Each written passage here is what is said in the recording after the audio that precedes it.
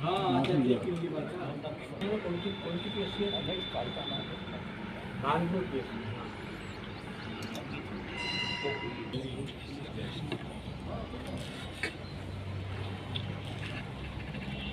श्री कृष्ण गोविंद हरे मुरारे हे नाम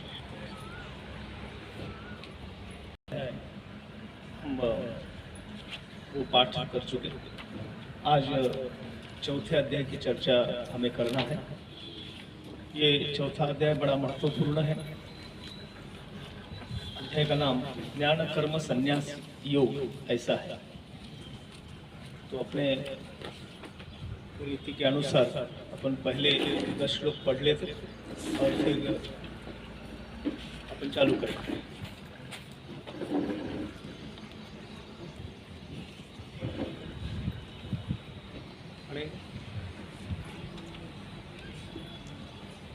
श्लोक और उसका भावानुवाद जो भी है यहाँ लिखा हुआ पढ़ना है।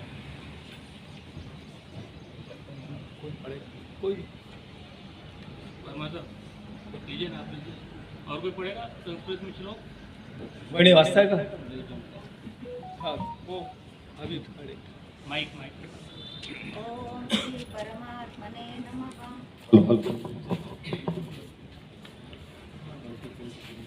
इमं विवस्वते योगं प्रोक्तवानमहं वयं विवस्वानं न वे प्राहं मनोरिक्ष्वाङ्कवे ब्रवीत् एवं परम्परा प्राप्तमिमं राजश्रयो विदुः सकाले नेह महता योगो नष्ट परन्तप स एवाय मया तेद्य योग प्रोक्त पुरातन भक्तोसि मे सखा चेति रस्य हेतदुत्तमम्। अर्जुन उवाच अपरं भवतो जन्म परमं जन्म विवस्वतः कथमेत्विजानीया त्वमादौ प्रोक्तवानिति। श्रीभगवानुवाच बहूनि मे व्यतीतानि जन्मानि तव चार्जुन तान्यहं वेद सर्वाणि न त्वं वेत्थ परन्तप अजोऽपि सन्न्यव्यत्मा भूतानि नामीव शरोऽपि सन् प्रकृतिं स्वामधिष्ठाय सम्भवाव्यात्वमायया यदा यदा हि धर्मस्य ग्लानिर्भवति भारत अभ्युत्थानधर्मस्य तदात्मानं सृजाम्यहं परित्राणाय साधूनां विनाशाय च दुष्कृतां धर्मसंस्थापनार्थाय सम्भवामि युगे युगे जन्म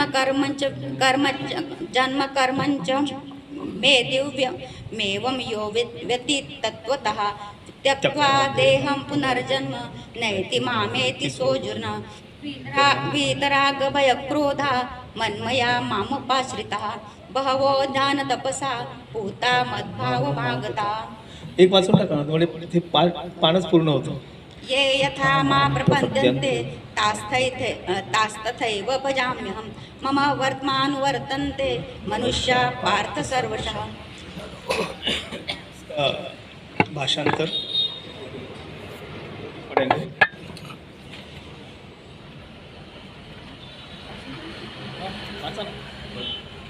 इसके उपरांत श्री कृष्ण महाराज बोले, हे अर्जुन, मैंने इस अविनाशी योग को कल्प के आदि में सूर्य के प्रति कहा था और सूर्य ने अपने पुत्र मनु के प्रति कहा था और मनु ने अपने पुत्र राजा इक्ष्वाकु के प्रति कहा। इस प्रकार परंपरा से प्राप्त हुए इस योग को राजश्रियों ने जाना, परंतु हे अर्जुन, वह योग बहुत काल से इस पृथ्वी लोक में लोप हो गया था। वह ही एक पुरातन योग अब मैंने तेरे लिए वर्णन किया है, क्योंकि तू मेरा भक्त और प्रिय सखा है, इसलिए तथा यह योग बहुत उत्तम और रहस्य अर्थात अति मर्म का विषय है। इस प्रकार भगवान श्री कृष्णचंद्र महाराज के वचन सुनकर अर्जुन ने पूछा, हे भगवान, आपका जन्म तो आधुनिक अर्थात अब हुआ है और सूर्य का जन्म बहुत पुराना है, इसलिए इस योग को कल्प के आदि में आपने कहा था, यह मैं कैसे जानूं? इस पर श्री कृष्ण महाराज बोले, हे अर्जुन, मेरे और तेरे बहुत से जन्म हो चुके हैं, परंतु हे महन तप, उन सबको तू नहीं जानता है और मैं जानता हूँ। मेरा जन्म प्राकृत मनुष्यों के सदृश नहीं है। मैं अविनाशी स्वरूप अजन्मा होने पर भी तथा सब भूत प्राणियों का ईश्वर होने पर भी अपनी प्रकृति को अधीन करके योग माया से प्रकट होता हूँ। हे भगवान, हे भारत, जब जब धर्म की हानि और अधर्म की वृद्धि होती है तब तब ही मैं अपने रूप को रचता हूँ अर्थात प्रकट होता हूँ, क्योंकि साधु पुरुषों का उद्धार करने के लिए और दूषित कर्म करने वालों का नाश करने के लिए तथा धर्म स्थापन करने के लिए युग युग में प्रकट होता हूँ। इसलिए हे अर्जुन, मेरा वह जन्म और कर्म दिव्य अर्थात अलौकिक है। इस प्रकार जो पुरुष तत्व से जानता है वह शरीर को त्याग कर फिर जन्म को नहीं प्राप्त होता है, किंतु मुझे ही प्राप्त होता है। हे अर्जुन, पहले ही राग, भय और क्रोध से रहित अनन्य भाव से मेरे में स्थिति वाले मेरे शरण हुए बहुत से पुरुष ज्ञान रूप तप से पवित्र हुए मेरे स्वरूप को प्राप्त हो चुके हैं। क्योंकि हे अर्जुन, जो मेरे को जैसे बचते हैं मैं भी उनको वैसे बचता हूँ। इस रहस्य को जानकर ही बुद्धिमान मनुष्यगण सब प्रकार से मेरे मार्ग के अनुसार बरतते हैं। और 11वां है ना? 11वां पढ़ लिया। पढ़ना। अच्छा, ओके।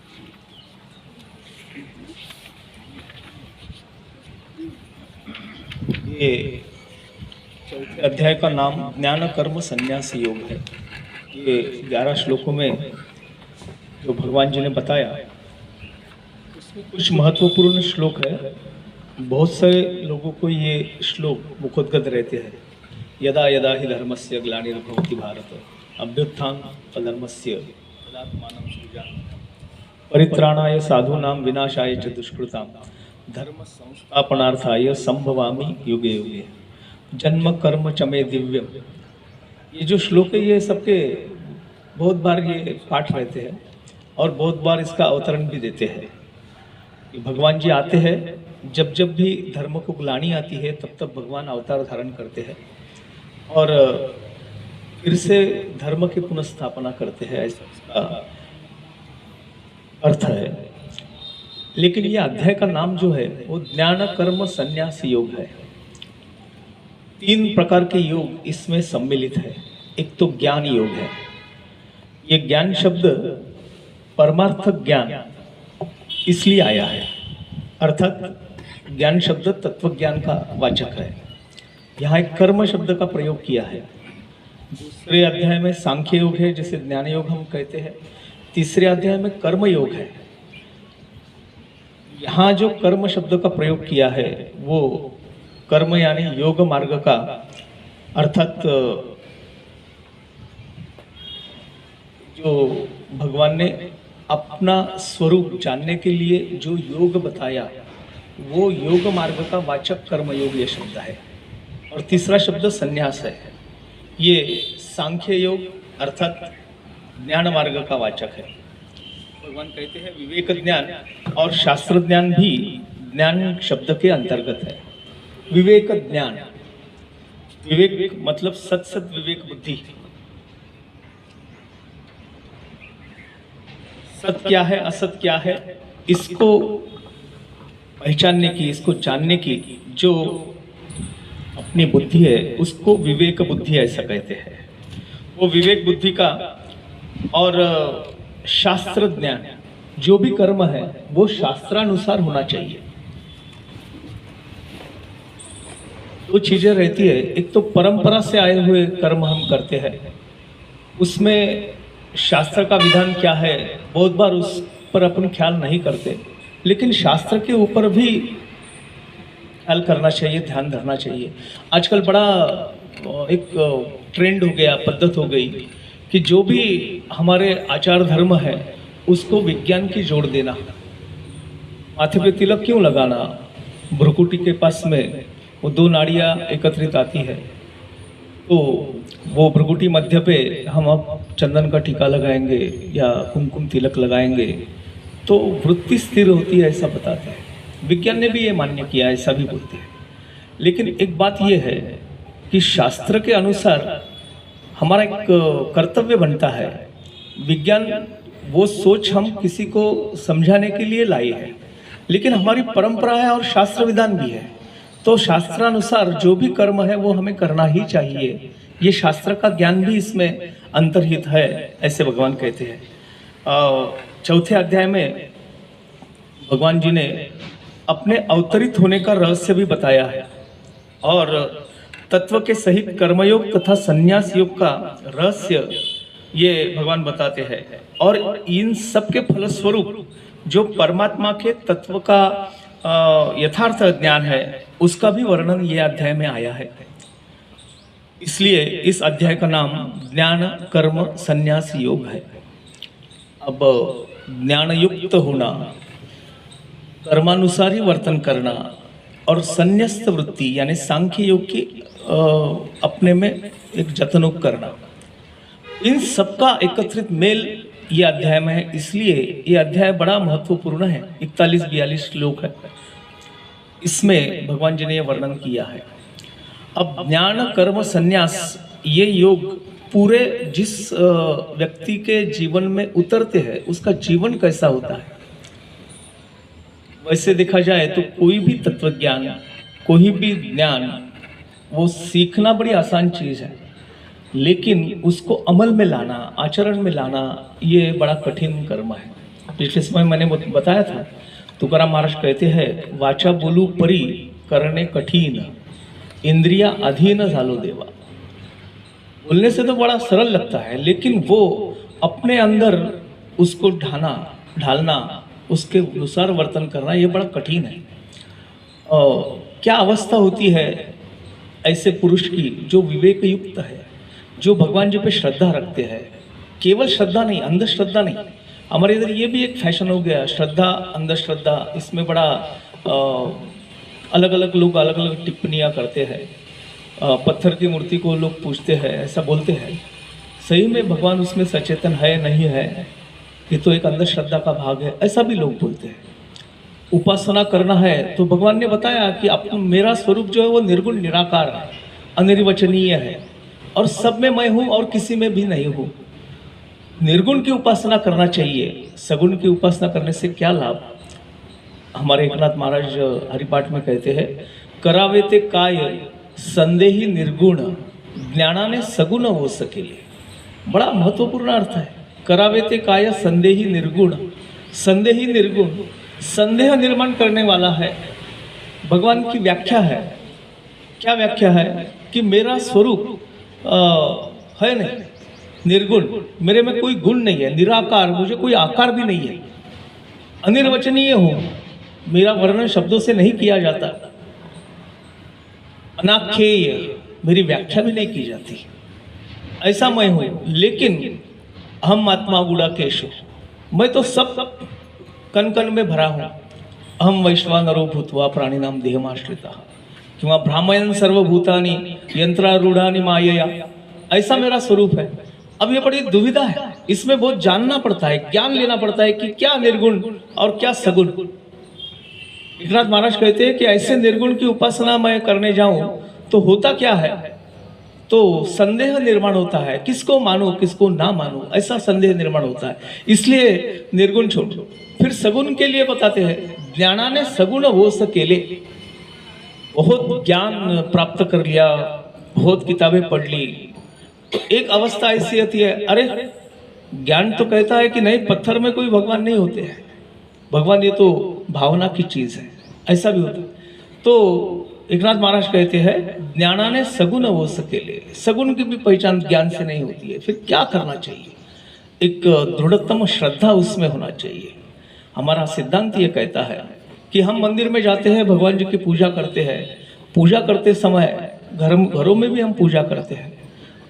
बहुत बार मैं ये दिल में ख्याल आता है और बताता भी हूँ कि जब भी पूजा करने के लिए मैं जाता हूँ तो मैं पूजा करते समय जिस भगवान की आराधना पूजा करता हूँ उसको चेतन मानता हूँ या जड़ मानता हूँ, ये सबसे पहला सवाल है। जड़ मानता हूँ या चेतन मानता हूँ, मैंने ज्ञान लिया है क्या परमात्मा का। अब कड़ी धूप है, बहुत बार अपन ने देखे होंगे, पंढरपुर में अभी जाओगे तो पता चलेगा कि पांडुरंग भगवान को पूरी चंदन का लेप लगाया रहता है। तो गर्मी के दिन है भाई, हमको गर्मी होती है तो भगवान जी को भी होती होंगी। ये भाव कितने लोगों के मन में आता है। ठंडी के दिन मौसम होता है, कड़ी ठंडी होती है, तो हम तो ब्लैंकेट ओढ़ के सोते हैं, हीटर भी लगाते हैं और नाना तरह के उपचार करते हैं। कभी नहाने के लिए गर्म पानी हमको होना है, कभी भी तब हम ये विचार आता है मन में कि नहीं, भगवान की पूजा करना है तो पानी जरा गर्म करके लेना चाहिए। नहीं, ये विचार नहीं आता है। इसका मतलब ये है कि हम उसको चेतन नहीं मानते हैं, जड़ मानते हैं। और पूजा कर्म एक रूटीन वर्क इस भाव से हो जाता है। कभी कभी मेरी पूजा 2 मिनट में ही पूरी हो जाती, कभी कभी तो आधा घंटा पौन घंटा लगता है। मेरे मूड पे वो पूजा का सब सामग्री होती है। एक बड़ा सुंदर दृष्टांत दिया है विवेकानंद जी ने। चश्मा पहनने वाले लोग जो है, चश्मा पहनते हैं जरूर। क्या चश्मा पहनने वाले लोग चश्मा दिखते हैं? उनको चश्मा दिखता है? चश्मा देखने गए तो बड़ी आफत हो जाएगी, नहीं क्या? चश्मा नहीं देखते हैं, चश्मे के अंदर से चष्म्यातून पाहता। वैसे ही मूर्तीतून भगवंताला बघायचं है। एक प्रतीकात्मक है, उसमें मेरी वृत्ति जो है, मेरा भाव जो है, वो तादात्म्य, एकात्मता, एक रूपता जब होती तब भगवान का असली रूप मालूम हो जाएगा। यही भगवान जी ने ये 4थे अध्याय में बताया है, अपनी परंपरा भी बताया है। एक दृष्टांत बता के आगे चलता हूँ। एक किसान था, बड़ा श्रद्धालु, बड़ा भक्त था। बिल्कुल एकादशी के समय पंढरपुर को जाता था, भगवान जी की आराधना करता था। और इसका एक अपने आप में उसने एक ठहरा लिया था कि जो भी फसल आएगी, नई फसल आएगी, तो पहले भगवान जी को देना है और बाद में उसका सेवन करना है। ऐसा बोलते हैं कि भगवान को जो भी अपन अर्पण करेंगे उसके बाद में वो प्रसाद हो जाता है, वो केवल अन्न नहीं रहता, प्रसाद हो जाता है। तो भगवान को चढ़ाना है। घर में आम के पेड़ भी थे, आम के दिन भी है, इसलिए मुझे याद आया।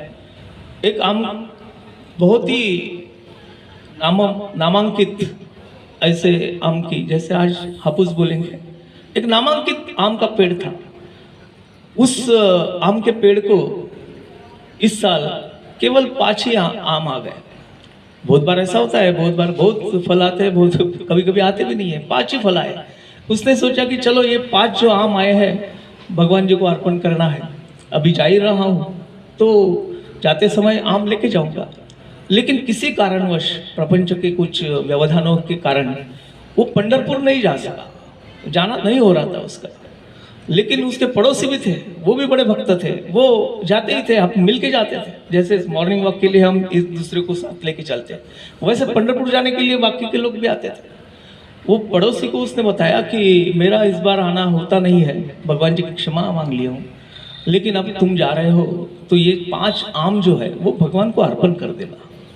वो भी बड़ा श्रद्धालु था, बड़ा भक्त था।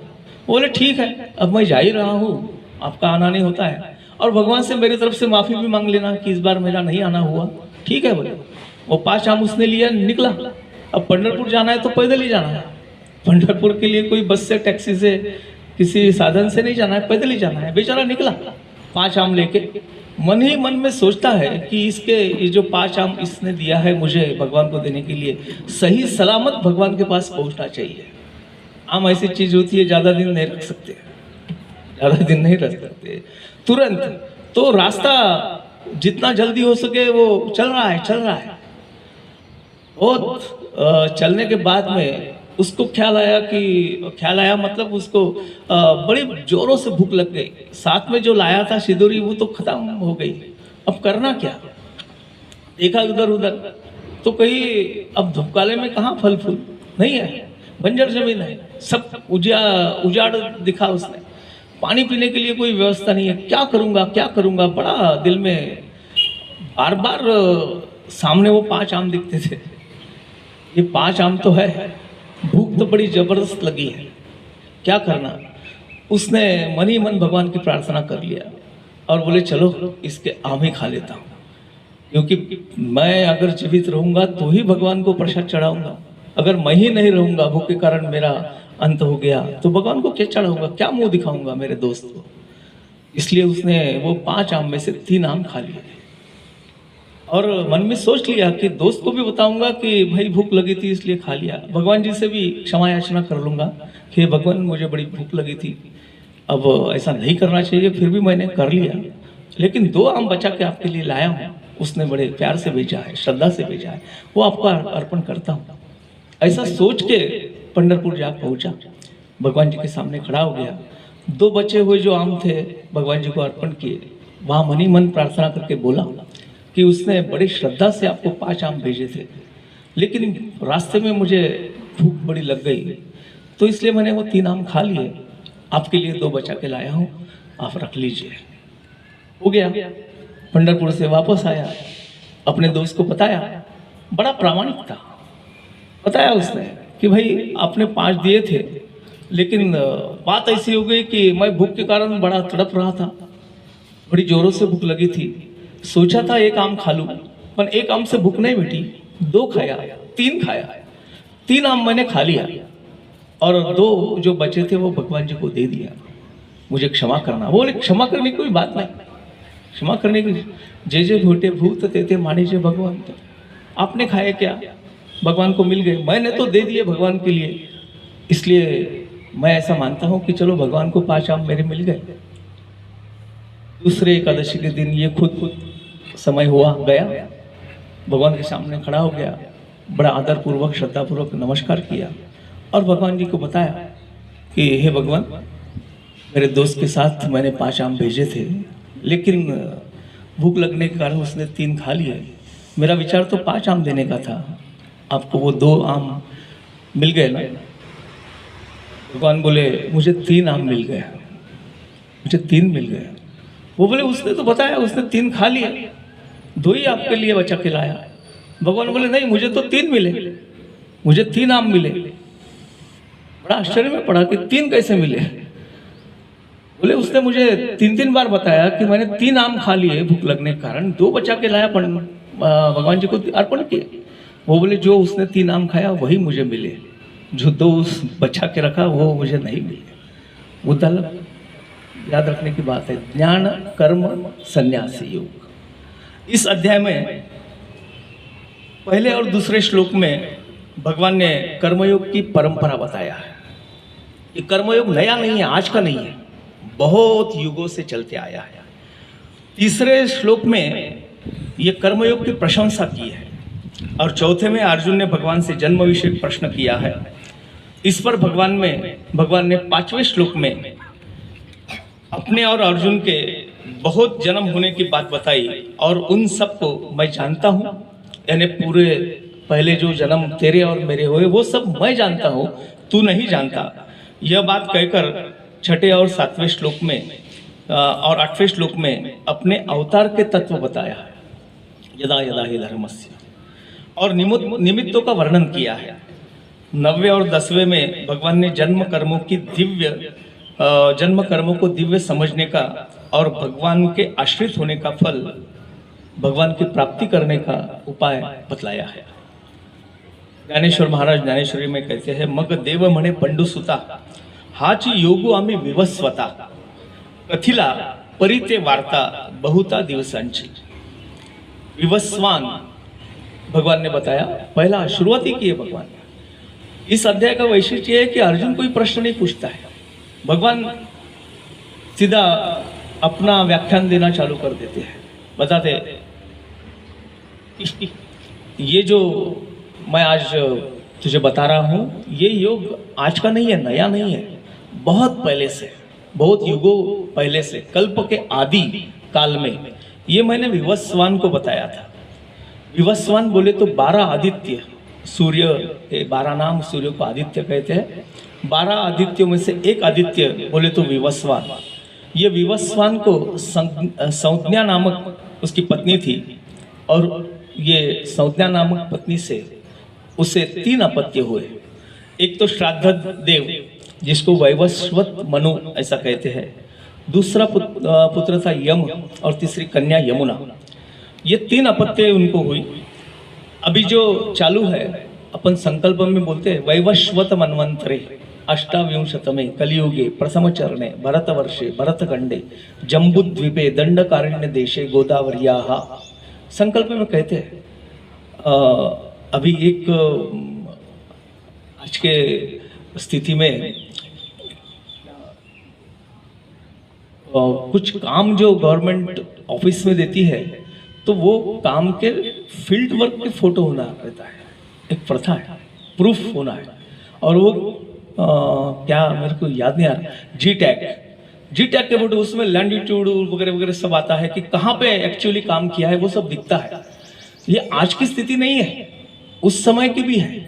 भगवान जी ने अपना पूरा इसमें बताया है, बताते हैं। अभी जो मनवंतर चालू है वो वैवस्वत है, जी टैग के जैसे ही है। वैवस्वत मनवंतरे अष्टाविंशतमे कलियुगे प्रथम चरणे भरतवर्षे भरतखंडे जम्बूद्वीपे गोदावरियाः वगैरह वगैरह।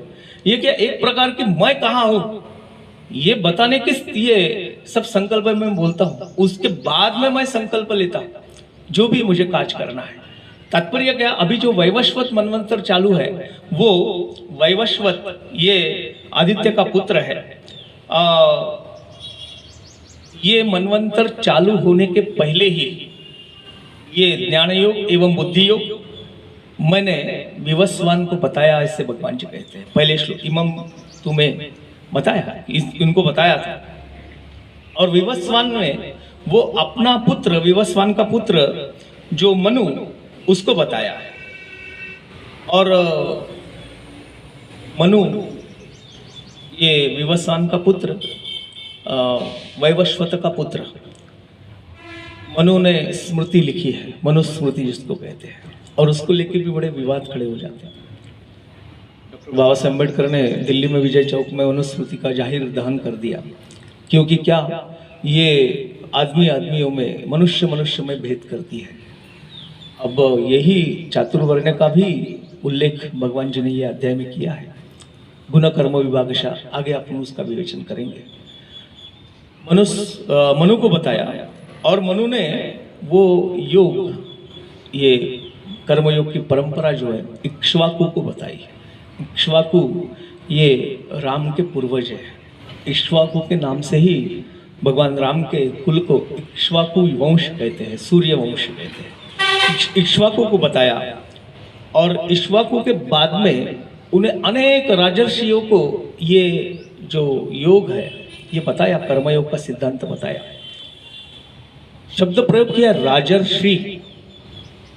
राजे थे लेकिन ऋषि थे, राज अधिक ऋषि, इसलिए राजर्षि। कहानियां बहुत सुनते हैं अपन, और एक दिल में आता है जब पूरा पढ़ते नहीं या उसका ज्ञान नहीं लेते, तब तक दिल में आता है क्या मौज मजा करते हैं राजे लोग। किसी भी राजा को एक पत्नी नहीं है, अनेकों पत्नियां हैं। सब सुख जो है वो उनके द्वार में खड़े हैं, उसको क्या कमी है। बड़े मजे से जीवन व्यापन करते हैं, ऐसा दिल में ख्याल आता है।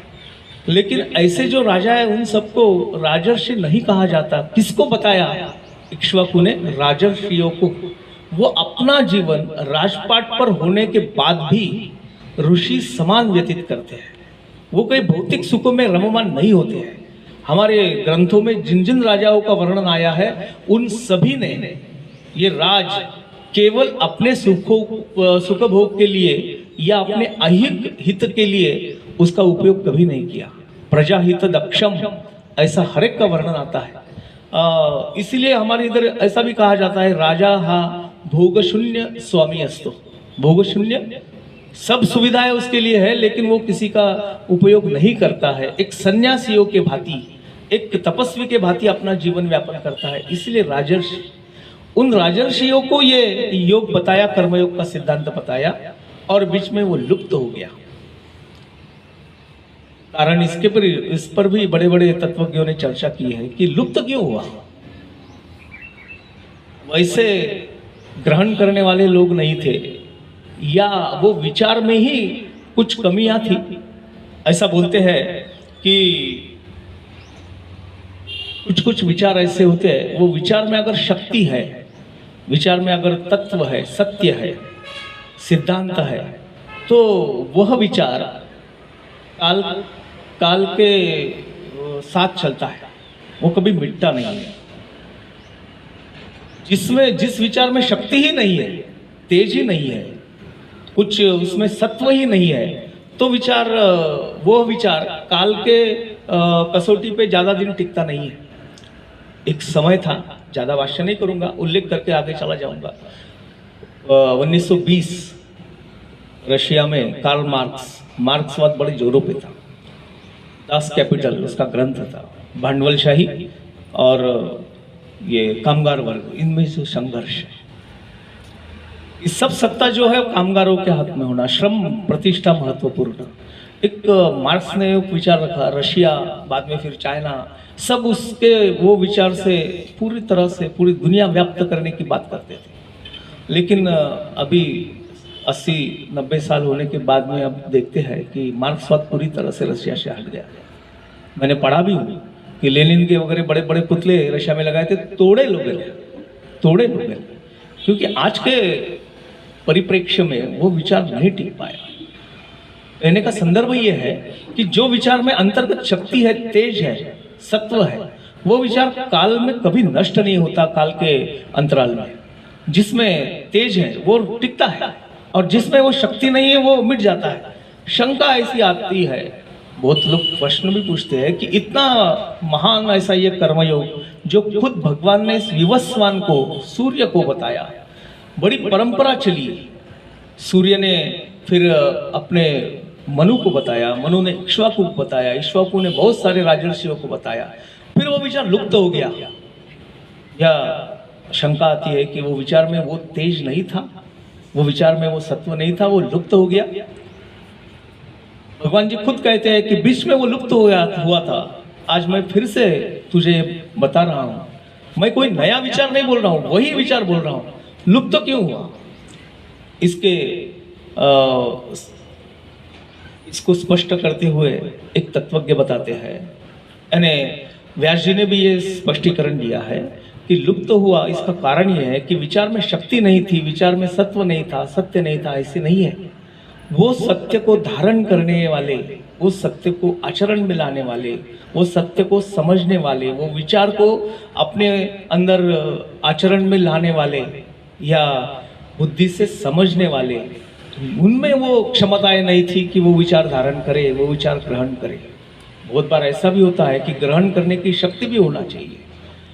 अर्जुन को गीता का ज्ञान भगवान जी देते हैं और बताते हैं कि मेरा रूप तो प्रचंड है, विश्व रूप दर्शन 11वां अध्याय आता है, लेकिन 11वें अध्याय के पहले 10वां अध्याय आता है विभूति विस्तार योग।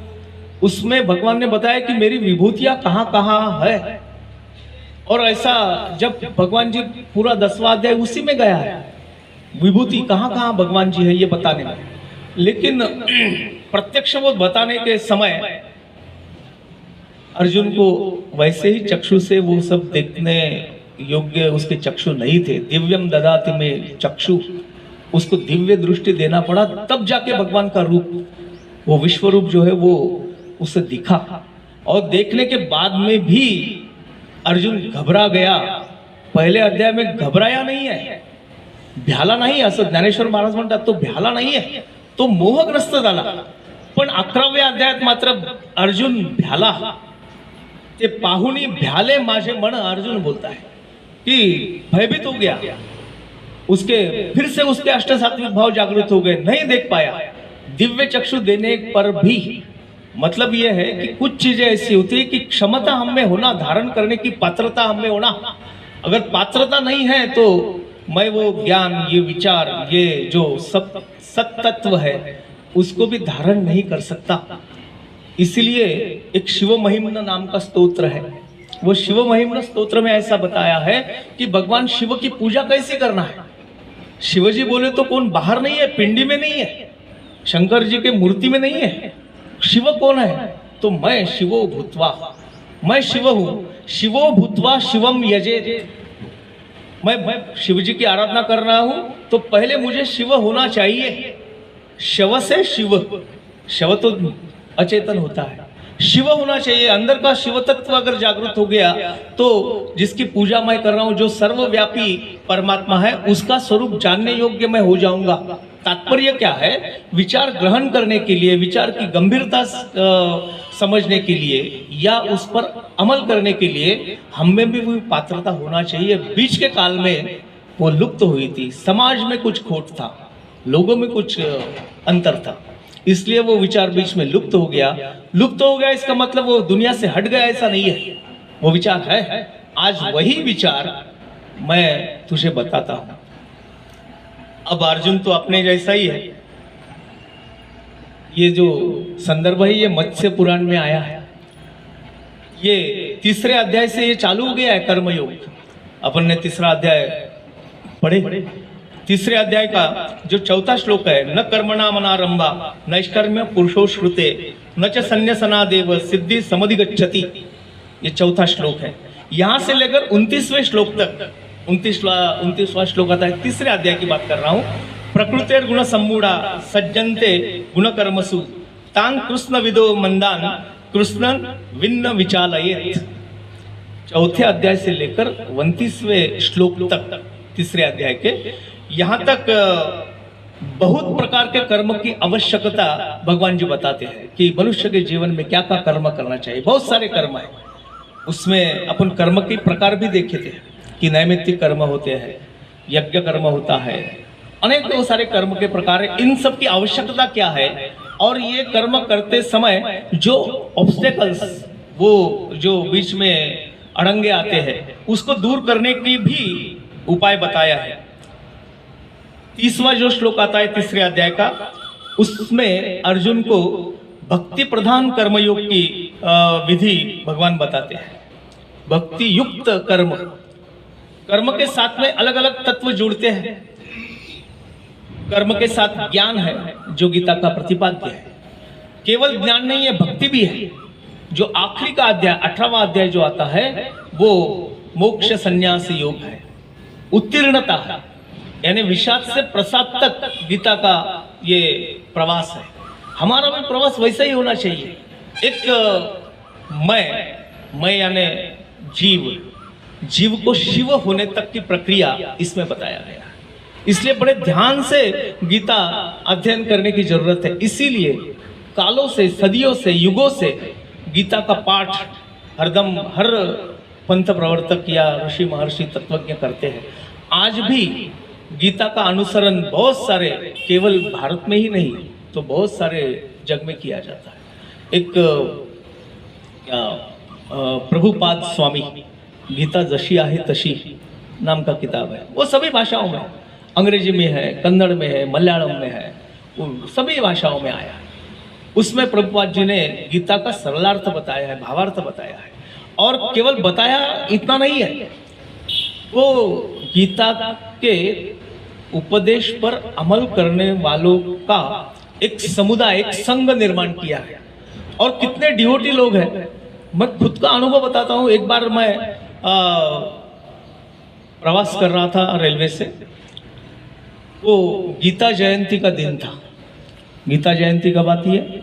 मार्गशीर्ष शुद्ध एकादशी, जिस दिन गीता का प्रागट्य हुआ, गीता जयंती का दिन था।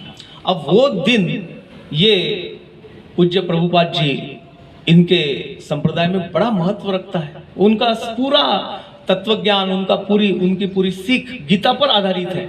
स्वामी जी ने बड़े बड़े व्याख्यान उस पर दिए हैं। तो उस दिन उनका एक स्टॉल भी लगता है। सब सफेद कपड़े धारण करते हैं, केश मुंडन कर लेते हैं, मालाएं रहती है, स्टॉल भी लगता है। और बहुत ही सस्ती कीमत में गीता का किताब, गीता का ग्रंथ देते हैं और प्रचार प्रसार करते हैं। हमारे डिब्बे में 2 युवक, एक 20-22 साल की उम्र जिनकी होगी, वो सफेद वेश धारण करके, गले में मालाएं, मुंडन किया हुआ, गले में एक झोला, उसमें बहुत सारी किताबें, और हाथ में 2 किताब लेके हर एक के पास जाके कि आप ले लीजिए, ये गीता जशी आहे तशी, गीता एज इट इज, सभी भाषाओं में। वो मेरे सामने आया कि आप ले लीजिए, आज के दिन हम कंसेशन में दे रहे हैं। किताब की कीमत 100 रुपये है, लेकिन आज 100 रुपये में 2 देंगे, अब 2 किताब रख लीजिए। मैंने उसको कहा मेरे घर में पहले से ही है 2-4 किताबें हैं, एक दो नहीं है, 2-3 किताब मैंने जैसे है तैसी भेंट भी देता हूँ किसी को। वो बोले और 2 रख लो, ज़्यादा की किताब रहने से क्या होता, जैसे घर में हमको जितने चीज़ों की जरूरत थी उतने ही रहते हैं क्या? नहीं, हमारे पास में तो बहुत सारे ढेर मात्रा में रहती है। शक्कर महीना और कितना लगती है, चलो मान के चलो 2 किलो 4 किलो रखती होंगी, 10 किलो ला के रखते हैं। काय के लिए रखते हैं? बर्तन कितने होना है? 2 आदमी घर में है, 2 थालियाँ और एक आधी ज़्यादा तो 10 थालियाँ है। संग्रह वृत्ति तो है हमारी, तो गीता की किताब क्यों नहीं रखते? कोई आया गया उनको दे देना, बोले आज तो सस्ते, बोले पैसों की बात नहीं है, कितने किताब घर में रख करूँगा क्या? नहीं रख लो बोले। तो अब ये जो सब बता रहा था, मैं भी सोचा कि चलो हरकत नहीं, बाकी चीज़ें तो खरीदते हैं, मॉल में जाते हैं तो जो चीज़ों की ज़रूरत नहीं वो तो खरीद के लाता हूँ और रख देता हूँ, उसका उपयोग भी नहीं करता। कितने साल हुए, जब मैं घर का क्या दिवाली के समय साफ सफाई करने निकलता हूँ तो बहुत सारी चीज़ ऐसी हो रहती है कि जो लाई पैकिंग ही पड़े हैं, उसका उपयोग भी नहीं किया, लेकिन लाया जरूर है। मैंने सोचा कि चलो ले ही लेंगे। उसको बैठा मेरे पास में, उसको पूछा कि क्या करते हो आप? उसने जो कहा वो सुनने पर मेरे पूरे बदन में रोमांच खड़े हो गए। वो बोले मैं IIT दिल्ली से मेरिट फर्स्ट आया हूँ और मैंने ठान लिया है कि 2 साल मुझे गीता की सेवा करना है, इसलिए मैं ये वेश धारण किया हूँ। मेरा जो साथी है वो कितना पढ़ा है, वो उसने DM किया है, MD के बाद में DM आता है, डॉक्टरी की बड़ी सर्वोच्च पदवी होती है। और उसने भी दवाखाना नहीं खोला, दवाखाना खोलता तो बहुत सारे पैसे मिलाता, लेकिन उसने भी ठान लिया कि 2 साल मैं गीता जी की सेवा करूंगा और उसके बाद में ही मैं प्रपंच व्यवहार में मैं मेरा काम करूंगा। वो देख के, वो सुन के मुझे प्रतीत हुआ कि मैं बड़ा खुद को समझता हूँ कि मैं बड़ा श्रद्धालु हूँ, बड़ा भगवान का काज करता हूँ। जमीन पे ला दिया उसने कि मैं तो कुछ भी नहीं करता हूँ, उसके समान तो मेरा कुछ है ही नहीं। और ऐसी उम्र में, जो उम्र मराठीमध्ये म्हणतात लात मारीन तिथे पाणी काढीन, अशा अवस्थेची तारुण्यावस्था, पण त्या अवस्थेमध्ये तो तरुण गीतेची सेवा करण्यासाठी 2 वर्ष व्यतीत करायला तयार है।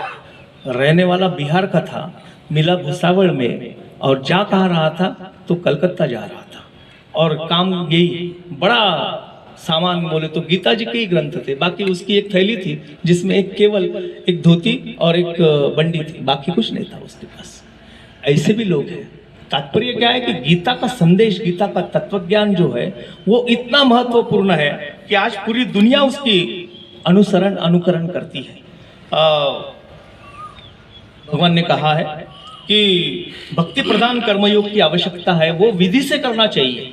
विधि से बोले तो ममता, आसक्ति और कामना का सर्वथा त्याग करके।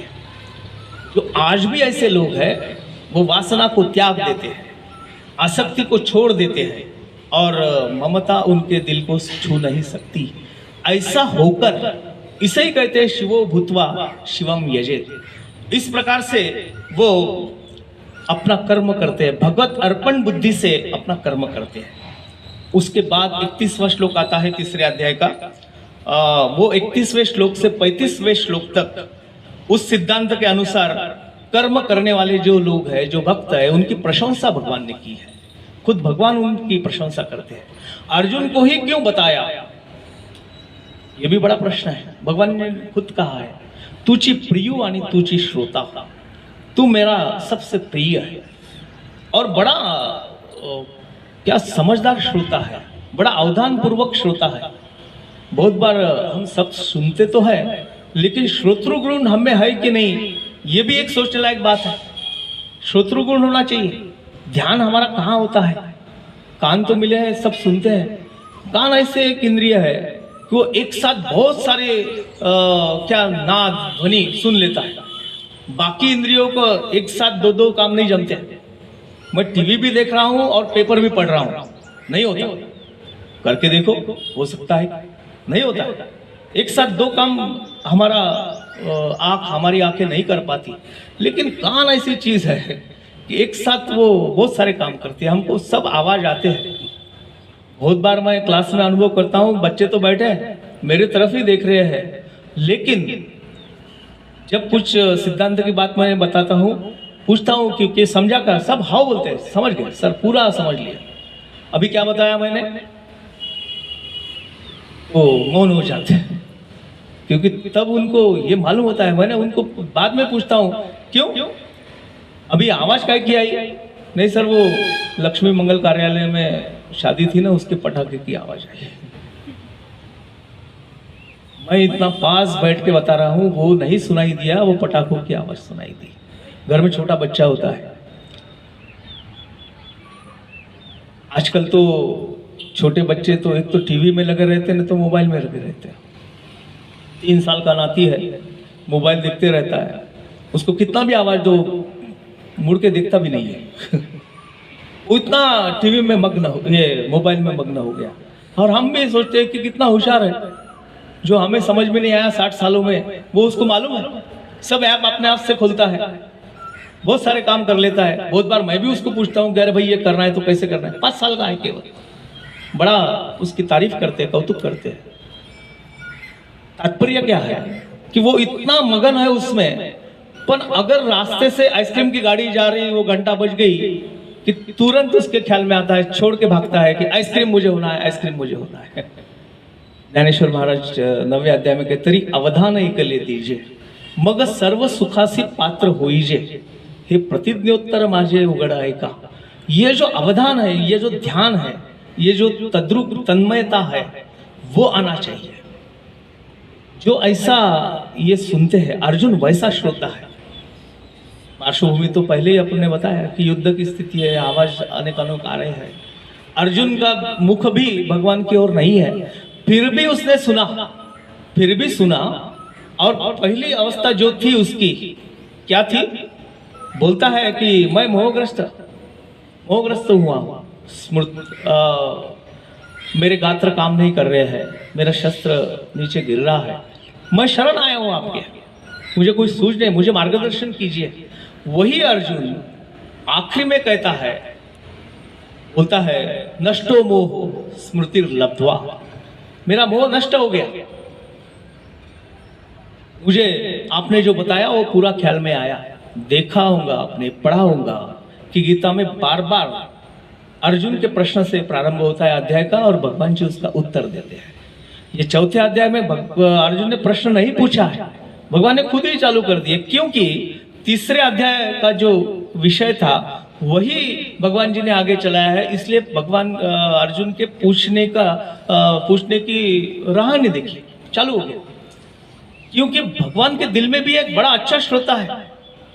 3रे अध्याय में 35वें श्लोक तक भगवान ने ऐसे श्रोताओं की, ऐसे लोगों की बड़ी प्रशंसा की है जो कर्म करते हैं, श्रद्धा युक्त कर्म करते हैं, भक्ति युक्त कर्म करते हैं। वैसा ही अर्जुन है, इसलिए ना पूछने पर भी भगवान ने बताना चालू कर दिया। छोटा बच्चा होता है, उसको बड़े प्यार से उसकी माँ दूध पिलाती है, वो भी पीता है, बड़े लाड़ प्यार से उसको दूध पिलाती है। भगवान के दिल में यही भाव है, लाड़ प्यार वाला।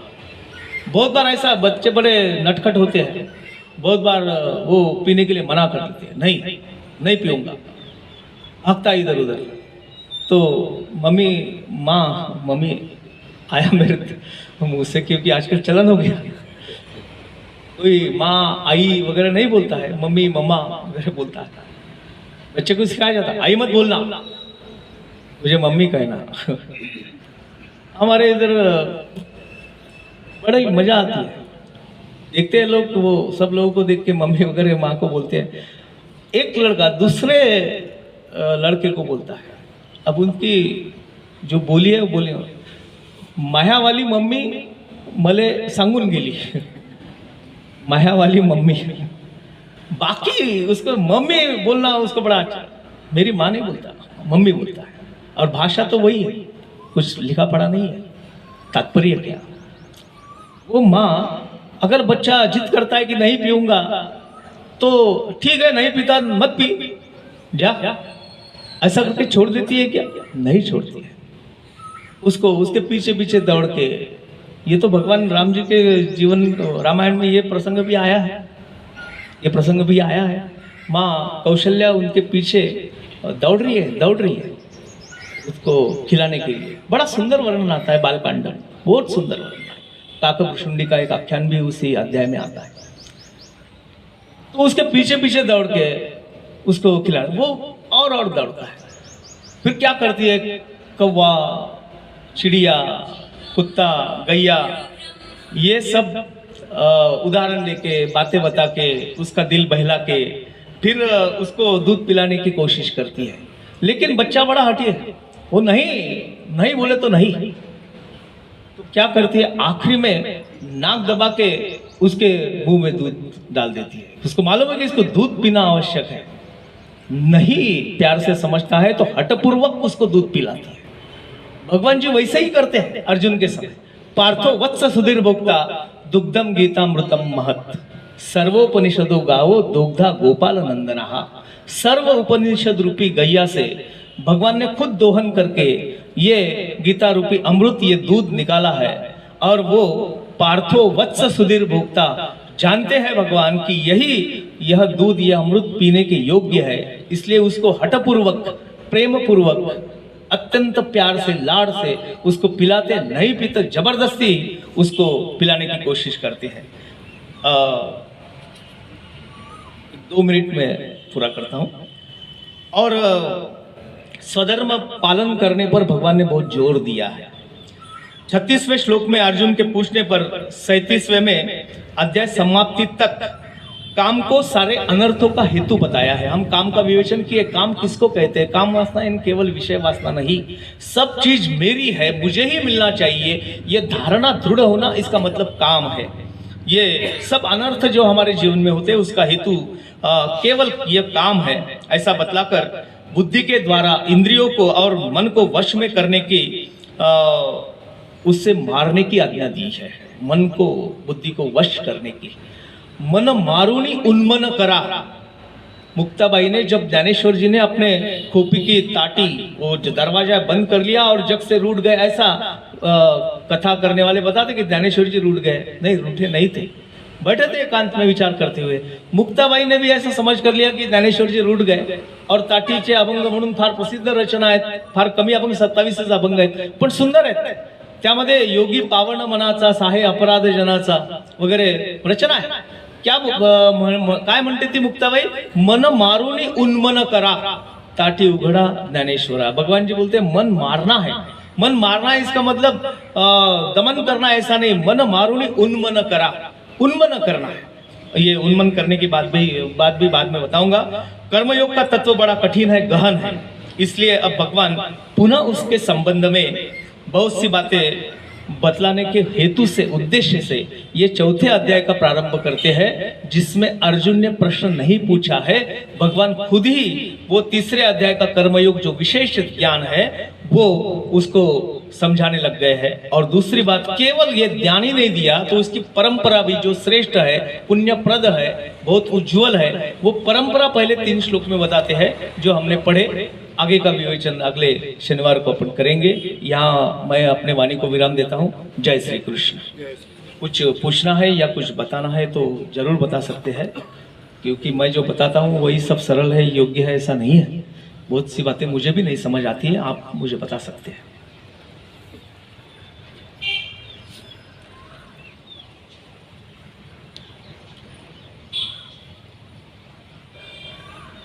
ठीक है, अपना श्लोक पढ़ के अपन पूरा करेंगे।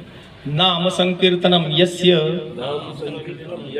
सर्व पाप प्रणाशनम प्रणामो दुःख शमनस तन्नमामि हरिं परम। नाम संकीर्तनम यस्य सर्व पाप प्रणाशनम प्रणामो दुःख शमनस तन्नमामि हरिं परम। नाम संकीर्तनम यस्य सर्व पाप प्रणाशनम प्रणामो दुःख शमनस तन्नमामि हरिं परम। गोपाल कृष्ण भगवान की जय। जय श्री कृष्ण।